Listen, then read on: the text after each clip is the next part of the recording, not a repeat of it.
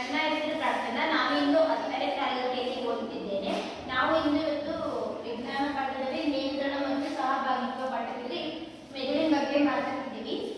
ನರಯುಗ ಅಂದ್ರೆ ಮೆದುಳು ಮತ್ತು ಮೆದುಳು ಬಳ್ಳಿಗಳು. ನರಯುಗವನ್ನು 3 ಭಾಗಗಳನ್ನಾಗಿ ವಿಂಗಡಿಸಲಾಗಿದೆ. ಅದರಲ್ಲಿ ಒಂದೇದು ಕೇಂದ್ರ ನರಯುಗ, ಪರದಿ ನರಯುಗ, ಸ್ವಯಂ ನರಯುಗ. ಕೇಂದ್ರ ನರಯುಗದಲ್ಲಿ 2 ವಿಧ. ಒಂದು ಮೆದುಳು ಮತ್ತು ಮೆದುಳು ಬಳ್ಳಿಗಳು. ಮೆದುಳಿನ ಭಾಗವನ್ನು ಮೆದುಳಿನ ಪದರವನ್ನು 3 ಭಾಗಗಳನ್ನಾಗಿ ವಿಂಗಡಿಸಲಾಗಿದೆ. ಮೆನೋಸಿಸ್ ಅದರಲ್ಲಿ ಸೆರೆಬ್ರಲ್ ಎಂಬ ದ್ರವವಿದೆ. ಮೆದುಳಿನಲ್ಲಿ 3 ಭಾಗಗಳನ್ನು ಕಾಣ್ತೀವಿ. ಒಂದನೇದು ಮುಮ್ಮೆದುಳು, ಎರಡನೇದು ಹಿಮ್ಮೆದುಳು, ಮೂರನೇದು ಮಧ್ಯ ಮೆದುಳು. ನನ್ನ ಹೆಸರು ಯುವರಾಜ. ನಾನು 10ನೇ ತರಗತಿಯಲ್ಲಿ ಓದುತ್ತಿದ್ದೇನೆ. ನಾನು ಇಂದು ನಿಯಂತ್ರಣ ಮತ್ತು ಸಹಭಾಗಿತ್ವದಲ್ಲಿರುವ ಮೆದುಳು ಎಂಬ ಭಾಗವನ್ನು ತಿಳಿದುಕೊಳ್ಳುತ್ತೇವೆ. ನರವ್ಯೂಹ ಎಂದರೆ ಏನು? ಇದರಲ್ಲಿ ಮೆದುಳು ಮತ್ತು ಮೆದುಳು ಬಳ್ಳಿಗಳು. ನರವ್ಯೂಹವನ್ನು 3 ಭಾಗಗಳಾಗಿ ವಿಂಗಡಿಸಲಾಗಿದೆ. ಇದರಲ್ಲಿ ಕೇಂದ್ರ ನರವ್ಯೂಹ 2 ವಿಧ, ಮೆದುಳು ಮತ್ತು ಮೆದುಳು ಬಳ್ಳಿಗಳು. ಇದರಲ್ಲಿ ಸ್ವಯಂ ನರವ್ಯೂಹ, ಕೇಂದ್ರ ನರವ್ಯೂಹ ಇದರಲ್ಲಿ 2 ವಿಧ, ಮೆದುಳು ಬಳ್ಳಿಗಳು ಮತ್ತು ಮೆದುಳು ಬಳ್ಳಿಯಲ್ಲಿ ಪರದಿ ನರವ್ಯೂಹ, ಸ್ವಯಂ ನರವ್ಯೂಹ ಮತ್ತು ಸ್ವಯಂ ಚಾಲಿತ ನರವ್ಯೂಹ. ಇದರಲ್ಲಿ ಮೆದುಳು ಹೊರಪದರವನ್ನು 3 ಭಾಗ. ಇದರಲ್ಲಿ ಮುಮ್ಮೆದುಳು ಮೆನಸಿಸ್ ಅದರಲ್ಲಿ ಸೆರೆಬ್ರಲ್ ಎಂಬ ದ್ರವವಿದೆ. ಮೆದುಳಿನಲ್ಲಿ 3 ಭಾಗಗಳನ್ನು ಕಾಣುತ್ತೇವೆ. ಇದರಲ್ಲಿ ಮುಮ್ಮೆದುಳು, ಹಿಮ್ಮೆದುಳು ಮತ್ತು ಮಧ್ಯ ಮೆದುಳು. ನರಕೋಶದಲ್ಲಿ 3 ವಿಧ. ನರಕೋಶದಲ್ಲಿ 3 ವಿಧ, ಅದರಲ್ಲಿ ಡೆಂಡ್ರೈಟ್, ಕೋಶಕಾಯ, ಆಕ್ಸನ್ ಮತ್ತು ನರತುದಿ. ಧನ್ಯವಾದಗಳು. ನನ್ನ ಹೆಸರು ಗಣೇಶ್. ನಾನು 10ನೇ ತರಗತಿಯಲ್ಲಿ ಓದುತ್ತಿದ್ದೇನೆ. ಮುಮ್ಮೆದುಳಿನಲ್ಲಿ 2 ವಿಧ. ಒಂದನೇದು ಮಹಾಮಸ್ತಿಷ್ಕ, ಎರಡನೇದು ಹೈಪೋಥಾಲಮಸ್. ಮಹಾಮಸ್ತಿಷ್ಕ ಮೆದುಳಿನ ದೊಡ್ಡ ಭಾಗವಾಗಿದೆ. ಈ ಅಂಗವನ್ನು ಪ್ರಜ್ಞೆ ಕೇಂದ್ರ ಎನ್ನುವರು. ಏಕೆಂದರೆ ಇದು ಇಂದ್ರಿಯಗಳ ಬರುವ ಸಂದೇಶಗಳನ್ನು ಸಂಗ್ರಹಿಸಿ ಇಂದ್ರಿಯಗಳಿಂದ ಬರುವ ಸಂದೇಶಗಳನ್ನು ಸಂಗ್ರಹಿಸುತ್ತದೆ ಮತ್ತು ಮಾತು, ತೀರ್ಪು, ಆಲೋಚನೆ, ತಾರ್ಕಿಕತೆ, ಸಾಮರ್ಥ್ಯ, ಪರಿಹರಿಸುವುದಕ್ಕೆ ಭಾವನೆಗಳನ್ನು ಮತ್ತು ಕಲಿಕೆಯನ್ನು ಸಂಗ್ರಹಿಸಿಗೊಳಿಸುತ್ತದೆ. ಹೈಪೋಥಾಲಮಸ್ ಮುಮ್ಮೆದುಳಿನ ಒಂದು ಭಾಗ. ನಮ್ಮ ದೇಹವನ್ನು ಸಂಕುಲನ ಎಂಬ ಸ್ಥಿರ ಸ್ಥಿತಿಯಲ್ಲಿ ಇಡುವುದು ಇದರ ಮುಖ್ಯ ಕಾರ್ಯವಾಗಿದೆ. ಇದು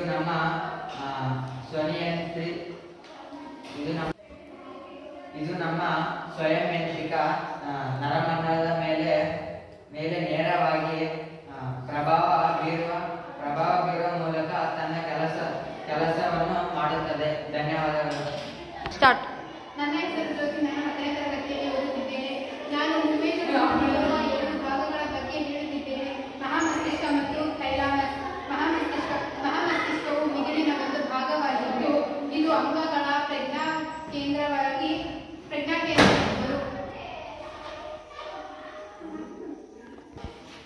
ಏಕೆಂದರೆ ಇಂದ್ರಿಯಗಳಿಂದ ಬರುವಂತಹ ಸಂದೇಶಗಳನ್ನು ಇದು ಸಂಗ್ರಹಿಸುತ್ತದೆ. ಇದು ಮಾತು, ತೀರ್ಮಾನ, ಆಲೋಚನೆ ಮತ್ತು ತಾಂತ್ರಿಕತೆ, ಸಮಸ್ಯೆ ಪರಿಹಾರಗಳನ್ನು ನೀಡುತ್ತದೆ. ಇದು ಚಟುವಟಿಕೆ ಮತ್ತು ಅತಿ ಬುದ್ಧಿವಂತಿಕೆಯ ಭಾಗವಾಗಿದೆ. ಥೈಲಾಮಸ್ ಇದು ಮುಮ್ಮೆದುಳಿನ ಒಂದು ಭಾಗವಾಗಿದ್ದು ಇದು ಸಂತುಲನ ಮತ್ತು ಸ್ಥಿರ ಸ್ಥಿತಿಯಲ್ಲಿ ಇಡುತ್ತದೆ. ಹಾರ್ಮೋನುಗಳನ್ನು ನಿಯಂತ್ರಿಸುವ ಮೂಲಕ ಇದು ಕೆಲಸವನ್ನು ಮಾಡುತ್ತದೆ. ಐಚ್ಛಿಕ ಕಾರ್ಯಗಳನ್ನು ಮೆದುಳಿನಿಂದ ಭಾಗವಾಗಿದೆ. ಧನ್ಯವಾದಗಳು. ನನ್ನ ಹೆಸರು ಸುಶಾಂತಿ. ನಾನು 10ನೇ ತರಗತಿಯಲ್ಲಿ ಓದುತ್ತಿದ್ದೇನೆ. ನಾನು ಇಂದು ಹಿಮ್ಮೆದುಳಿನ ಬಗ್ಗೆ ಪರಿಚಯ ಮಾಡುತ್ತಿದ್ದೇನೆ. ಹಿಮ್ಮೆದುಳಿನಲ್ಲಿ ಅನುಮಸ್ತಿಷ್ಕ, ಮೆಡುಲಾ, 3 ಭಾಗಗಳು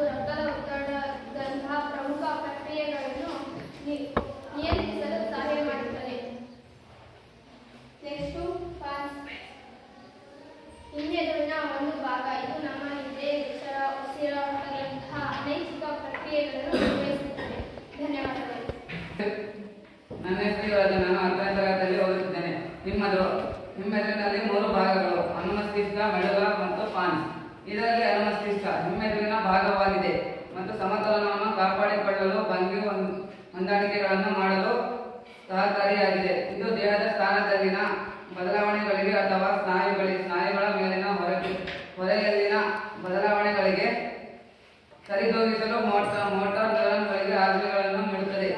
ಮತ್ತೆ ಮೆಡುಲ ಹಿಮ್ಮೆದುಳಿನ ಒಂದು ಭಾಗ.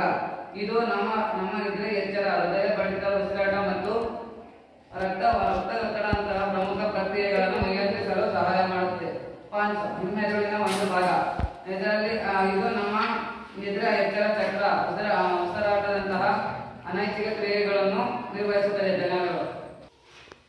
ನನ್ನ ಹೆಸರು ಶ್ರೀಗೌರಿ. ನಾನು 10ನೇ ತರಗತಿಯಲ್ಲಿ ಓದುತ್ತಿದ್ದೇನೆ. ನಾನು ನರಕೋಶದ ಬಗ್ಗೆ ಮಾತನಾಡುತ್ತಿದ್ದೇನೆ. ನರಕೋಶದ ಮೂಲ ಘಟಕ ನ್ಯೂರಾನ್. ಕೋಶ ದ್ರವ್ಯದ ಸುತ್ತ ಕೋಶ ಕೇಂದ್ರದ ಸುತ್ತ ಕೋಶ ದ್ರವ್ಯವು ಇರುತ್ತದೆ. ಚಿಗುರು ಒಡೆದಿರುವಂತಹ ಬಳ್ಳಿಗಳನ್ನು ಡೆಂಡ್ರೈಟ್ಗಳು ಎನ್ನುತ್ತೇವೆ. ಉದ್ದವಾಗಿರುವ ನರವನ್ನು ಆಕ್ಸಾನ್ ಎಂದು ಕರೆಯುತ್ತೇವೆ. ಆಕ್ಸಾನ್ ಸ್ವತಃ ಒಂದು ಪದರವಿದೆ. ಇದನ್ನು ಮಯಾನಿಸಿನ್ ಎಂದು ಕರೆಯುತ್ತೇವೆ. ಡೆಂಡ್ರೈಟ್ಗಳು ಮತ್ತು ಆಕ್ಸಿಜನ್ ಮಧ್ಯೆ ಇರುವ ಸಂಪರ್ಕವನ್ನು ಸಂಸರ್ಗ ಎಂದು ಕರೆಯುತ್ತೇವೆ. ಸಂಸರ್ಗವನ್ನು ಸಿನಾಪ್ಸಿಸ್ ಎಂದು ಕರೆಯುತ್ತೇವೆ. ಧನ್ಯವಾದಗಳು.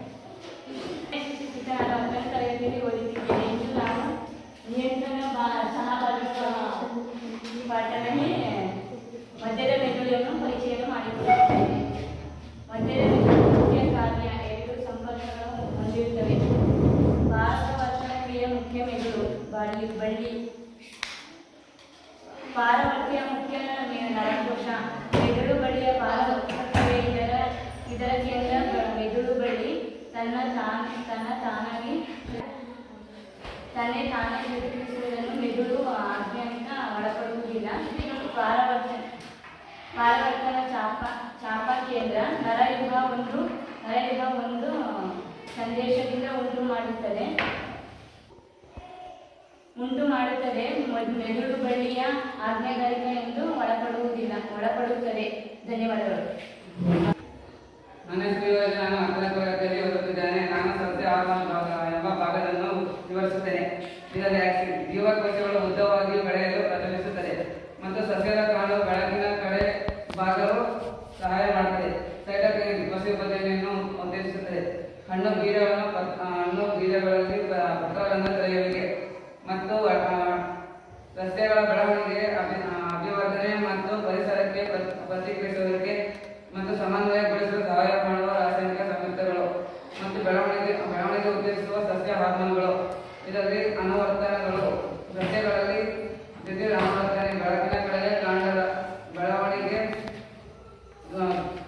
ಗುರುತ್ವಾನುವರ್ತನೆ, ಭೂಮಿಯ ಕಡೆಗೆ ಬೇರುಗಳ ಬೆಳವಣಿಗೆ ಮತ್ತು ಜಲಾನುವರ್ತನೆ, ನೀರಿನ ಕಡೆಗೆ ಬೇರುಗಳ ಬೆಳವಣಿಗೆ ಮತ್ತು ರಾಸಾಯನಿಕ ಅನುವರ್ತನೆ, ಅಂಡಾಣುಗಳ ಕಡೆಗೆ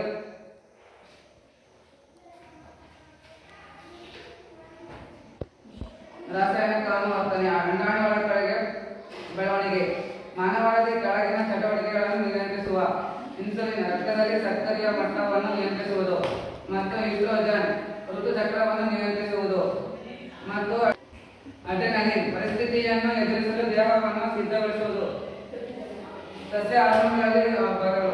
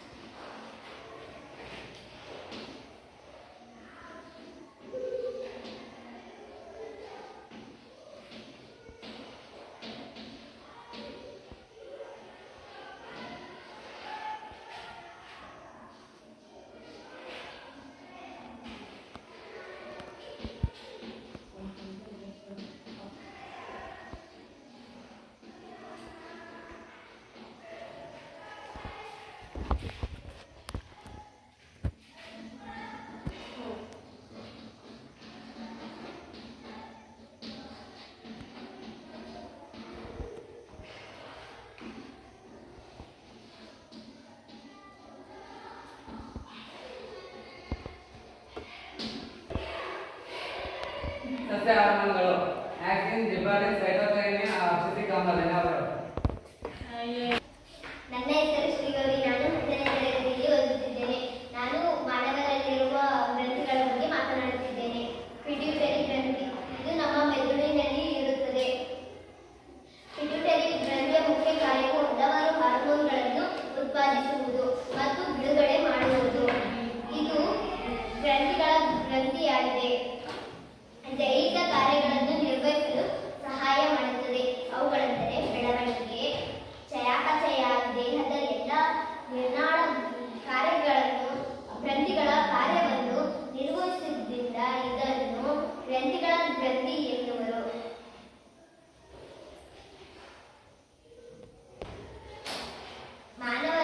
ಮಾನವರಲ್ಲಿರುವ ಗ್ರಂಥಿಯಲ್ಲಿ ಇನ್ನೊಂದಾದರೆ ಇನ್ಸುಲಿನ್ ರಕ್ತದಲ್ಲಿ ಸಕ್ಕರೆಯ ಮಟ್ಟವನ್ನು ನಿಯಂತ್ರಿಸುವುದು. ಈಸ್ಟ್ರೋಜನ್ ಋತು ಚಕ್ರವನ್ನು ನಿಯಂತ್ರಿಸುವುದು. ಅಡ್ರಿನಲ್ ಗ್ರಂಥಿ ಪರಿಸ್ಥಿತಿಯನ್ನು ಎದುರಿಸಲು ದೇಹವನ್ನು ಸಿದ್ಧಗೊಳಿಸುವುದು. ಥೈರಾಕ್ಸಿನ್ ಚಯಾಪಚಯ ಕ್ರಿಯೆಯನ್ನು ನಿರ್ವಹಿಸುವುದು. ಮೆದೋಜೀರಕ ಗ್ರಂಥಿ ಗ್ರಂಥಿಯು ಮೆದೋಜೀರಕಾಂಗದಲ್ಲಿ ಇರುತ್ತದೆ. ಟೆಸ್ಟೋಸ್ಟಿರಾನ್ ವೃಷಣಗಳು ಈಸ್ಟ್ರೋಜನ್ ಹೆಣ್ಣು ಮಕ್ಕಳಲ್ಲಿದ್ದರೆ ಟೆಸ್ಟೋಸ್ಟಿರಾನ್ ಗಂಡು ಮಕ್ಕಳಲ್ಲಿ ಇರುತ್ತದೆ. ಧನ್ಯವಾದಗಳು. ನಾನು ಈಗ ನನ್ನ ಸ್ನೇಹಿತನಾದ ಯುವರಾಜ್ಗೆ ಕೆಲವು ಪ್ರಶ್ನೆಗಳನ್ನು ಕೇಳುತ್ತಿದ್ದೇನೆ.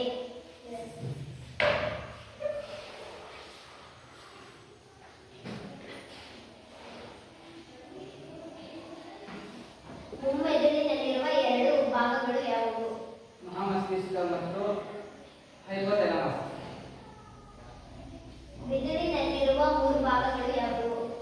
ಮುಮ್ಮೆದುಳು, ಹಿಮ್ಮೆದುಳು ಮತ್ತು ಮಧ್ಯಮೆದುಳು.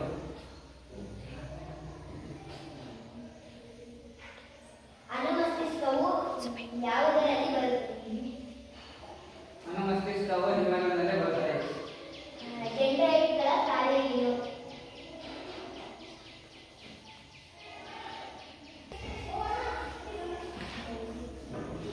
ಡೆಂಡ್ರೈಟ್ಗಳು ರಾಸಾಯನಿಕ ಕ್ರಿಯೆಗಳನ್ನು ಉಂಟು ಮಾಡುತ್ತವೆ. ಆಕ್ಸಿನ್ ಅನ್ನು ಏನೆಂದು ಕರೆಯುವುದು?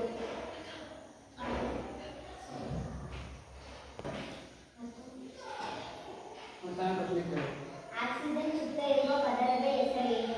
ಮೇಲಿಸಿ. ನಿಮ್ಮ ಉತ್ತರ ಸರಿಯಾಗಿದೆ. ನರಕೋಶದಲ್ಲಿರುವ ಮೂಲ ಘಟಕ ಯಾವುದು? ನ್ಯೂರಾನ್.